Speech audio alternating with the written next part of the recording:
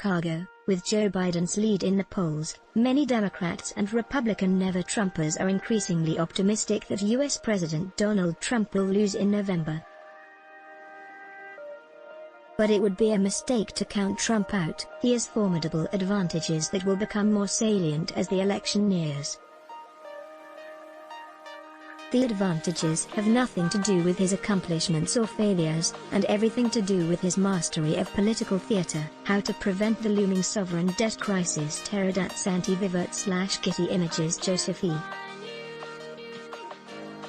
Stiglitz and Hamid Rashid. From Latin America's lost decade in the 1980s to the more recent Greek crisis, there are plenty of painful reminders of what happens when countries cannot service their debts. A global debt crisis today would likely push millions of people into unemployment and fuel instability and violence around the world. Propose a multilateral facility for buying back low- and middle-income countries' bonds. 8. Add to bookmarks from American to European exceptionalism. Arthur Wood /Ner photo via Getty Images. Stephen S. Which explains why the newly approved EU Rescue Fund represents another nail in the coffin of US dollar hegemony. 17. Add to bookmarks The World According to MPS on Point. Mandel 9 AFP via Getty Images. John Andrews reviews 2 recent books showing how the Arab Spring and its aftermath continued to shape politics in the region. 2. Add to bookmarks for liberals. A dominant view is that, thanks to Trump's mishandling of the COVID-19 pandemic and the economic crisis it unleashed, Republican and Trump-leaning independent voters are coming to their senses. But this is a sunny reading of events. Trump won the election in 2016 by converting his professional and temperamental unfitness for the presidency into a political virtue. Defiance of the establishment gave Trump credibility among Republican voters, who believed that mainstream politicians ignored their interests. Trump solidified his support by stoking fears that immigrants were overrunning the country and threatening the dominance of white Americans. He offered himself as a savior. That was enough. As illegal immigration has receded from the public imagination, Trump has sought new ways to capitalize on voters' fears. He believes he has found it in the specter of urban criminality. Trump clearly expects to benefit from the chaotic confrontations between police and protesters in America's big cities. No matter that most Americans sympathize with Black Lives Matter, if voters believe that crime and disorder will rise, as it has in places like Chicago, and that riots will erupt, their fears will take precedence over ideals of social justice. Fearful people seek protection from powerful authority figures. No authority figure is more powerful than the sitting President of the United States, who oversees massive security resources.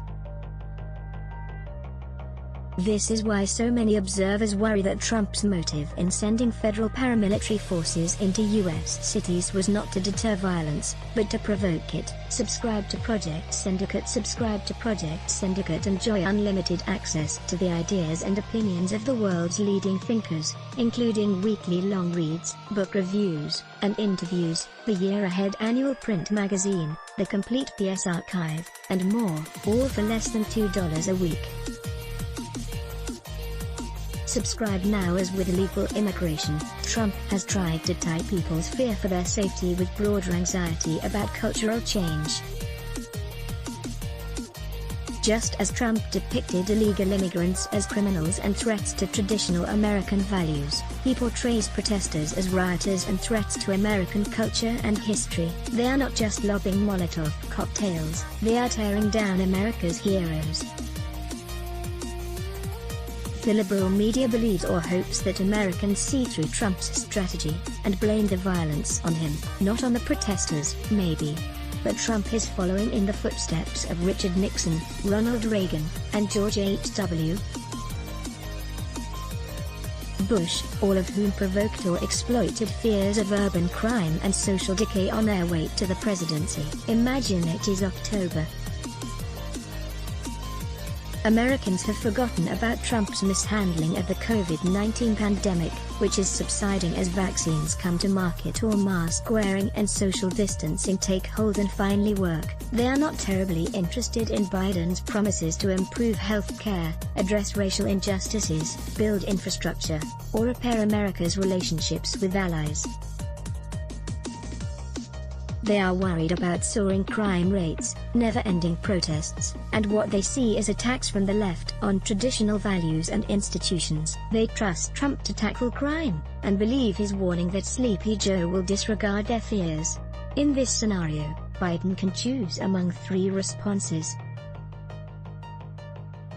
He could take the high road and point out that crime remains low by historical standards and is a local, not a federal, matter. He could argue that it is caused by childhood adversity that only well-designed federal social programs and police reforms can address.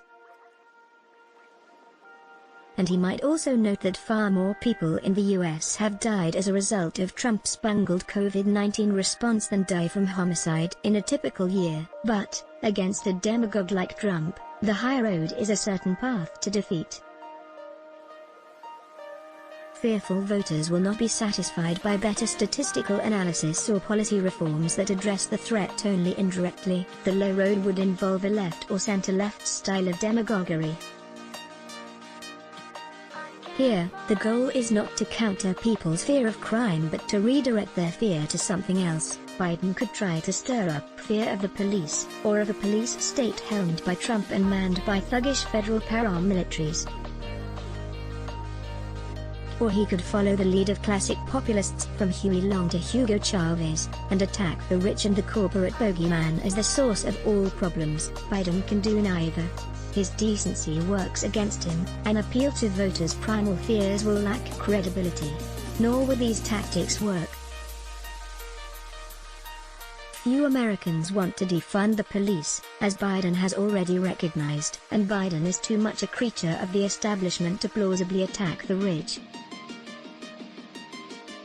Fortunately, Biden has a better strategy: to make Trump's demagoguery a theme of his campaign. The last major American demagogue was Senator Joseph McCarthy, who held sway over U.S. politics from 1950 to 1954. McCarthy gained power by harping on the political establishment's alleged failure to oppose the Soviet threat and communist influence. McCarthy, like Trump, built on a real if thin empirical record. Communist efforts to subvert the U.S. government had been stopped by World War II's end. Drawing on public anxiety about Soviet expansionism, McCarthy inflated the threat with false accusations and manipulation of the press. Yet McCarthy fell as quickly as he rose. He was censured by the Senate in 1954 and died in drunken obscurity in 1957.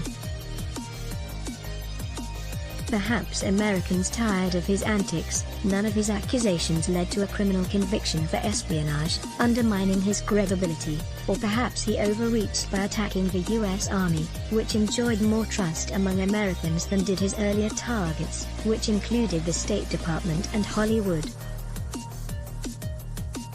The end came when McCarthy was called to account by Army lawyer Joseph Welch, who attacked the senator during a televised hearing for engaging in character assassination against one of Welch's colleagues. "Have you no sense of decency, sir? At long last, have you left no sense of decency?" he famously demanded of McCarthy, to the applause of spectators. McCarthy's fate offers a glimmer of hope for Biden. Perhaps the American public can tolerate no more than 4 years of demagoguery. Many Trump voters do seem to have gotten the message that he has little to offer them except entertainment, and even that has been diminished by familiarity with Trump's shtick, and Trump, like McCarthy, may have overreached when he challenged the army. By threatening to deploy military personnel to American cities, Trump breached a norm that separates the military from politics. If Trump again tries to embroil the army in domestic politics, he's backed off for now. Biden should call him to account for corrupting a respected institution.